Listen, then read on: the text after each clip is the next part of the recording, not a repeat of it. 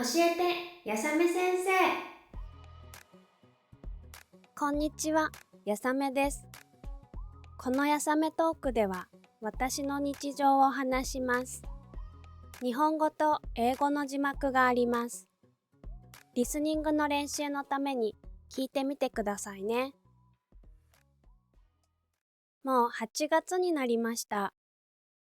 私は日本の千葉県に住んでいますが、毎日とっても暑いです。さて、今日は夏の人気イベントの一つ、花火大会について話したいです。7月から8月は日本全国でたくさんの花火大会が開催されます。花火大会は日本人にとって特別なイベントだと思います。この時期は学生が休みなのもあって、家族や友達、恋人などたくさんの人が出かけます。日本の伝統的な着物である浴衣を着て出かける人もたくさんいます。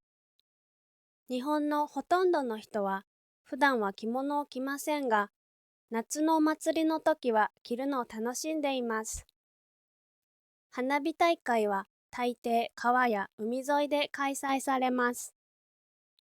大きな花火大会は1時間から2時間ほど続いて、2万発もの花火が上がります。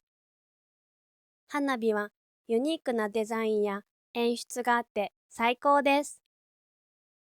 見物する人はイベントの場所でシートを引いて横になったりして見ることができます。ビールやおつまみを買ってきて食べながら見ることができます。とても開放感があります。日本の夏はとても暑いですが、花火を見た後は少しいい気分です。余韻に浸りながら家に帰ります。今日のやさめトークはこれで終了。皆さんは日本の花火大会に行ってみたいですか？もしよければコメント欄で教えてくださいね。この話が面白かったらチャンネル登録、高評価お願いします。